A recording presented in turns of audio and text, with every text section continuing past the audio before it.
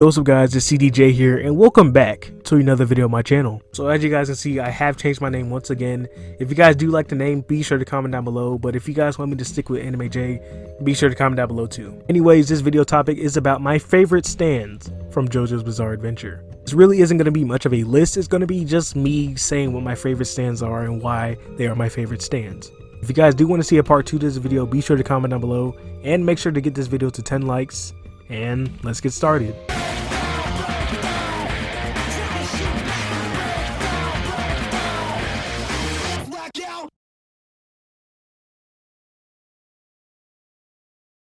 So to kick it off, I have my favorite stand from part 4, Crazy Diamond. Crazy Diamond's ability is to restore things, and I'm pretty sure Josuke used that ability to its fullest potential, especially with the fight against Keicho, Kira, and plenty of other fights. Another reason why Crazy Diamond is one of my favorite stands is because of the design itself. It has hearts around it, and it really shows off Josuke's loving nature and his ability to help people. Overall, Crazy Diamond is a really good stand, and it really is kind of the best stand in the whole series. So moving on to the next stand, it is another stand from part 4. It is Echo's Act 1, 2, and 3. Echo's is a evolutionary stand that evolves to whatever Koichi needs in the situation. All of the acts are very versatile and can really help Koichi whenever he really needs it. Echo's is a great stand, and this is why it's one of my favorite stands in JoJo. And for my final stand for part 4, it would have to be the villain stand, Killer Queen. Killer Queen is a bomb activation stand where anything that touches can become a living bomb. It can be anything from a little coin to a living body.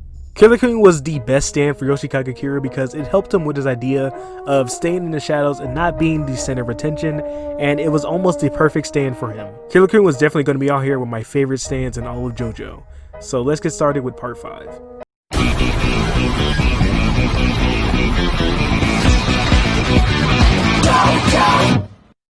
Kicking it off with part 5, we have Gold Experience and its ability of Life Giver.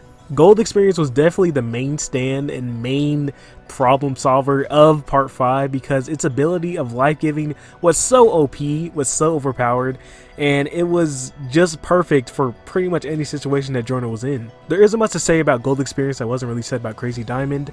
Gold Experience can heal its user while Crazy Diamond can't, but in terms of pure strength, I'm pretty sure Crazy Diamond would be able to beat Gold Experience. Overall, Gold Experience is a very good stand and is very powerful, and in its Requiem form, it's basically impossible to beat. Kicking it off with the next stand from part 5, I have Sticky Fingers. Sticky Fingers was probably my favorite stand from part 5 because of the whole setting where they had to hide stuff, get stealthy, and get the edge on the enemy. It was probably best in those situations. Butterati's use of the stand in part 5 was very good because he knew how to use the stand in the perfect times, and it was so well done. There isn't really much to be said about the design of Sticky Fingers, but the ability and the user of Sticky Fingers is very good, and it really puts it up there on my favorite stands in JoJo. Another stand for part 5, we have Aerosmith. Aerosmith is a toy helicopter that has the ability to shoot as many bullets as it wants, and it has the ability to drop bombs, and it's a very good stand. At first I didn't really like Aerosmith, but whenever I look back at part 5, it was a very good stand. Naranji's use of Aerosmith could have been a little bit better, but it wasn't his character to be hot-headed and not very coordinated whenever he used it in battle. There's not really much else to be said about Aerosmith, so let's move on to the next stand. Another stand from part 5 that was my favorite was the stand 6 Bullets. 6 Bullets and his user was the best part of part 5. 6 Bullets was a good stand, and I love the little details. Like after 1, 2, 3, 4, who was named 5 or had the number 5 on his head, it was the one who got picked out the most, and Mista was just so good. He was a mix of a little bit of Narancia and the hard resolved characters like Abakio, Butterati, and Jorno. I might just have to do a full character analysis on Guido Mista because Mista was a good character in part 5 because, like, look at the torture dance, look at everything that he's done in part 5, and then just take it all in and just let it, you know, fester, let it hold it in and admire Mista. Overall, 6 Bullets was a good stand, and I really liked seeing it in action, and its user was a good character, and just everything about it was good. Moving on to the final stand of part 5 and the final stand of this video, we have King Crimson. It's such a good stand. Whoa! Oh, come on.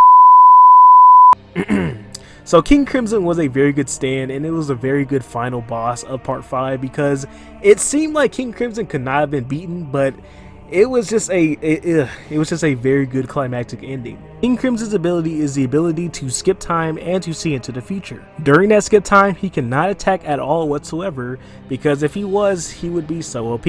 Diavolo used this ability very well, but he could have used it a little bit better and controlled his attitude just a little bit more. King Crimson is a very good stand, and this is why it's up there in my favorite stands in JoJo. So that is it for the video, guys. I hope you guys enjoyed it, because I did, because I love talking about JoJo, and I love this new setup, and I love this new mic, and I love everything. So it's very enjoyable to be video editing again. If you guys want to see more videos like this, be sure to comment down below and make sure to leave a like, and I will see whether you guys like this content or not, whether I should switch it up or whether I should stick to it.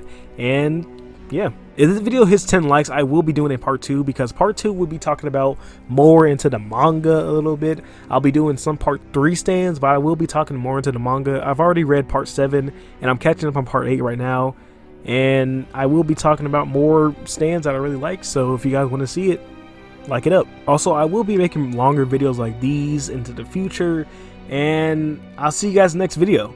Goodbye.